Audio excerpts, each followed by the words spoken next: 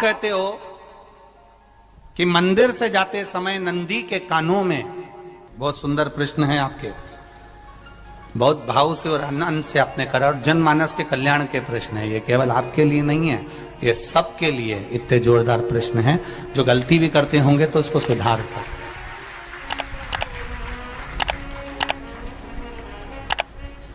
आपने कहा कि नंदी के कानों में कहना चाहिए, लोग हंसते हैं, कहते हैं बताओ वो नंदी के कानों में भगवान को कहना चाहिए। वैसे तो हम आपको एक बात बता दें कि दुनिया के लोग किसी दूसरे धर्म की कभी हंसी नहीं उड़ाते। दुनिया के लोगों को दूसरे का धर्म अच्छा लगता है। दुनिया के लोग सबसे ज्यादा हंसी उड़ाते हैं तो हमारे सनातन धर्म की ही उड़ाते हैं, और जी खुद उड़ाते हैं, दूसरा उड़ाने वाला नहीं होता। दूर के ढोल हमें समझ में आते हैं, उसका धर्म हमें समझ में आ गया, उनका क्या है, ऐसा है, आओ कुछ नहीं, उनके धर्म में ऐसा है, कितना आनंद हमें दूसरे के धर्म में लग रहा है, और हमारा सनातन धर्म हमको बुरा लगता है। हमारे सनातन धर्म हमें बुरा लगने लगा। अरे भाई, लोग कहते हैं कि नंदी के कान में कहते हो, ये कोई हमारे पुराणों में या शास्त्रों में लिखा है? भगवती बहन साहू, आपको धन्यवाद देना चाहूंगा और एक बात कहना चाहूंगा, जितनी भी शिव महापुराण के अंतर्गत चाहे उपाय जो बताए जाते हैं कि बेलपत्री ऐसे चढ़ाना, काली मिर्च ऐसे चढ़ाना, चावल ऐसे चढ़ाना, धतूरा का क्या महत्व है, शमी के पत्ते का क्या महत्व है, बेलपत्री के पत्ते का क्या महत्व है, ये जितनी भी बातें बताई जाती हैं ये सब पुराण के अंतर्गत से बताई जाती है। अब दुनिया के लोग इसको चाहे टोटका कह दें, चाहे दुनिया के लोग इसे टोना कह दें, पर पुराण से हटकर कुछ नहीं।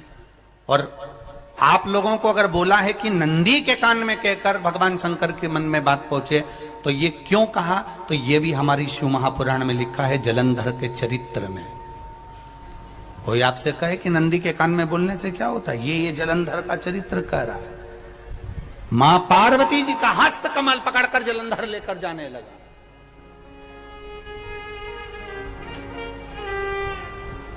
वृंदा का पति लेकर जा रहा।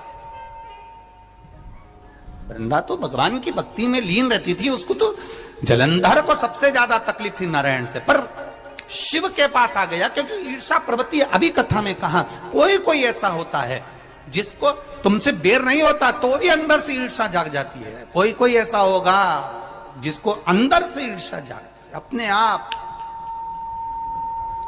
अपने आप अंदर से ईर्षा जागती है, उसका कोई बेर नहीं, और ईर्षा जाग गई, भीतर से ईर्षा जाग। ना आप उससे मिले हो, ना कभी वो आप उसके सामने बैठे हो। कई लोग किसी ना किसी की बुराई करते हैं तो हम लोग पूछ भी लेते हैं, क्यों साहब उनसे मिलकर आए हो क्या तुम? कभी नहीं मिल किया है, कभी उनका सामना हुआ नहीं हुआ, तो फिर बुराई क्यों कर रहा? एक ने कर दी थी इसलिए हमारे ध्यान में था तो हमने भी कर दी। लो, वो कुआं में डूब के मरेगा तो तू भी मरेगा का? नहीं। नंदी सामने बैठा है, गणेश जी को मालूम पड़ गया, कार्तिकेय को मालूम पड़ गया, मां पार्वती जी का हस्त कमल जलंधर ने पकड़ लिया और लेकर चला। मालूम पड़ गया, तब नहीं रहा गया। गणेश जी को क्रोध आ गया और गणेश जी महाराज आए, शिव जी को जगाने लगे, पिताजी पिताजी पिताजी कर कर जगाया, उठो पिताजी, पिताजी उठिए, पिताजी जागिए, पिता को जगा रहे हैं। भगवान शंकर नहीं उठे, तप में लीन थे। क्या करें हम? जलंधर के पास में इतना बल है, इतना बल है, और पिता की आज्ञा नहीं होगी तो हम कैसे मार देंगे इसको? मारने को तो मार दें। मां ने आज्ञा करी थी कि जलंधर उसको तारकासुर को मार दो, तो कार्तिकेय ने तारकासुर को मार दिया। शिव जी की आज्ञा नहीं तो हम इसको कैसे मारें? क्या करें? सब कुछ गणेश जी ने देख लिया, शंकर जी के ऊपर बहुत बहुत बहुत बहुत प्रार्थना कर कर देख ली, पर शंकर जी नहीं जागे। तब आखिरी में विनायक ने, गणेश ने, जितने लोग आस्था चैनल पर कथा सुन रहे हैं, जितने लोग फेसबुक यूट्यूब पर कथा सुन रहे हैं, इस बात को याद रखना कि नंदी के कान में कहने से क्या होता है वो ये इस कथा से सीख लेना। आखिरी में गणेश जी को लगा किसको कहूं, शंकर जी भी तप में है, नंदी भी तप में है, मैं किसको कहूं? शिव जी को कह के कर थक गया, पिताजी को बोल बोल कर थक गया, पिताजी जागते नहीं। अब मैं किसको कहूं ये बात, किससे कहूं?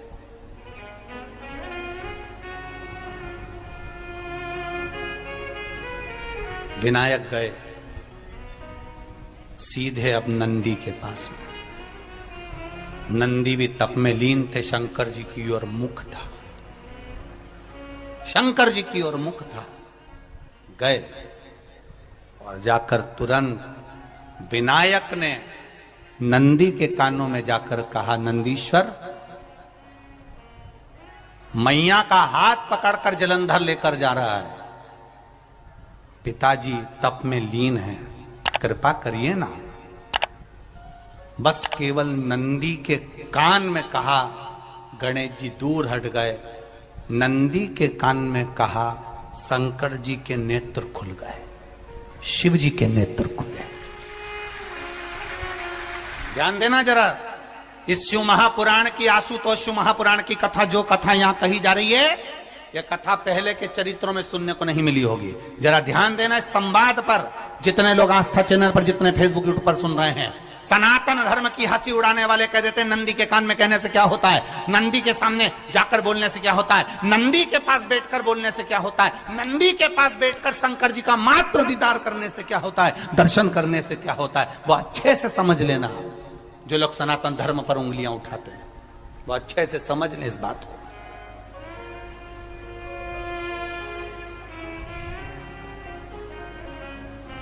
क्या होता है? नंदी तप में लीन, शिवजी तप में लीन, शिव नहीं उठ रहे। विनायक ने नंदी के कानों में जाकर कह दिया, नंदी के कान में जाकर कहा, नंदी के नेत्र नहीं खुले। नेत्र किसके खुले? जम के बोलो, महादेव के खुले, शिव जी के खुले। ये मन का तार। नंदी शंकर की आराधना कर रहे थे, शिव अपनी भक्ति में डूबे थे। यहां कहा, यहां पहुंचा, जो दिल में था उस तक बात पहुंच गई। नंदी के दिल में शिव थे, तुम कहे, नंदी ने शंकर तक बात पहुंचा दी। वो सूत्र जो बंधा था दिल से दिल तक का, वो पहुंच गया। वो सूत्र जो दिल से दिल तक बंधा हुआ था, मन से बंधा हुआ था, खबर वहां तक पहुंच गई, खबर पहुंच गई। उसको जानो, लुटाइए, ये मौका मिला है आनंद का, दिल से प्रेम लुटाओ। नंदी से कहा, नंदी ने देवादिदेव महादेव से नहीं कहा। केवल नंदी आंख बंद कर कर बैठे थे, कहते सही भगवान गणेश के शब्द शिव जी तक पहुंच गए। शिव जी के नेत्र खुल गए और उन्होंने जलंधर के पास पहुंचकर पार्वती जी का हस्त कमल छुड़वाया। जरा विचार करिएगा, आप नंदी से कहते हो मेरे महादेव तक बात पहुंच जाती है। आपको केवल नंदी से प्रेम से कहना है, नंदीश्वर मेरे बाबा, ए मेरे बाबा, आप रोज शिव जी को लेकर भ्रमण पर निकलते हो, मुझे बहुत दुख है, आप मेरे दुख को मिटाने के लिए मेरे दरवाजे पर क्यों नहीं आते? नंदीश्वर से कहा, शिव जी तक बात पहुंच जाएगी, शंकर के नेत्र आपके लिए खुल जाएंगे और महादेव आपके यहां खड़ा मिलेगा, मेरा महादेव आपके पास में खड़ा मिलेगा। आशुतोष शिव महापुराण की कथा कहती है, लोग कहते हैं नंदी को कहने से क्या होता है, ये शिव तत्व की कथा आशुतोष शिव महापुराण कह रही है। कहा वहां तक पहुंचा, दिल से दिल का कंठ। जो भगवान नंदी के कानों में कुछ कहकर आते हैं, बोले हो कभी? सीधे बोल देते हो क्या जाकर? नंदी के कानों में कहने का भी एक तरीका है। आप लोगों को मालूम होगा वो तरीका? नहीं मालूम? ये बेलपत्री की जो डंडी रहती है ना, बीच का जो भाग है, ध्यान दिए ना जरा सा, ये बीच की जो डंडी है, फिर से देखिए, बेलपत्री के 2 पत्ते और उसके पास में जो बीच की जो डंडी का भाग है, दिख रहा है आप लोगों को?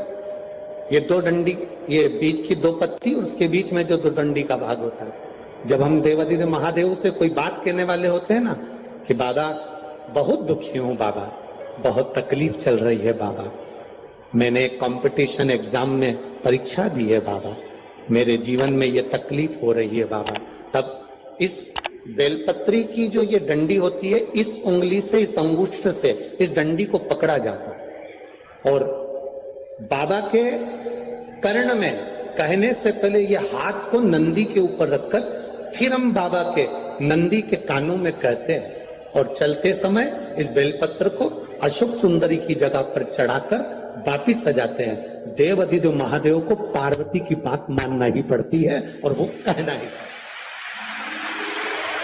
ये बेलपत्र की महत्व है। ये जितना फल एक बेलपत्र की पत्ती में, उतना की उतना फल।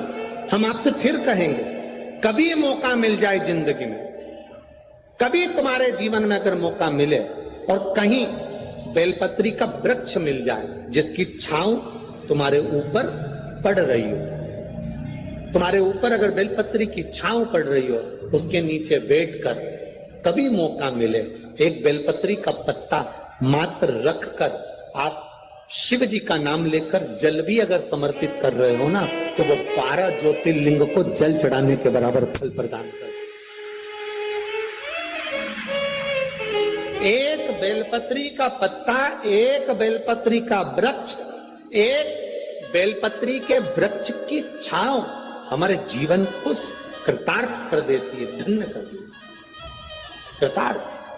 कभी भी शंकर के मंदिर में जाओ, शिव जी का पूजन कर जब वापिस आओ, तो शंकर भगवान के मंदिर में जो बाहर नंदी बैठता है, उसके कानों में ओम नमः शिवाय बोलकर अपने मन की कामना उसके कानों में बोलकर आप आ जाइए, आपकी कामना 3 महीने में पूरी हो जाती है। नंदी के ईश्वर भगवान का स्मरण करिए। अगर 7 बेलपत्र आप शंकर को समर्पित करते हो, तो 1 बेलपत्र नंदी भगवान पर भी अवश्य समर्पित करो। नंदीश्वर भगवान शिव को समर्पित, 1 बेलपत्र नंदी के ईश्वर की ओर चढ़े। और बहुत ध्यान दीजिए महाराज, अगर कोई काम अटक रहा है, नहीं हो रहा, बहुत प्रयास करा, तो भगवान शंकर के मंदिर में 5 बेलपत्र चढ़ाइए। और शंकर भगवान की जो छोटी लड़की है अशोक सुंदरी, आपको बताया था ना अशोक सुंदरी का स्थान, भगवान शंकर की 6 लड़कियां हैं, उसमें से सबसे छोटी लड़की अशोक सुंदरी की जगह पर 1 बेलपत्र चढ़ाइए। फिर 1 बेलपत्र नंदीकेश्वर पर चढ़ाइए और नंदीकेश्वर पर चढ़ाने के बाद भगवान शंकर के मंदिर के बाहर चौखट पर दिया लगा दीजिए साइड में, और फिर अपने घर पर आ जाइए, आपका कार्य सफल होना प्रारंभ हो जाएगा। नंदीकेश्वर भगवान नंदीकेश्वर का स्मरण कर लेने पर जीव आनंद सुख की अनुभूति करता है, आनंद सुख को पाता। भगवान नंदीकेश्वर का पूरी दुनिया में केवल एक केदारनाथ ही एक ऐसा है जहां पर ओम कुंड विराजमान है। कौन सा कुंड है वहां पर? ओम कुंड।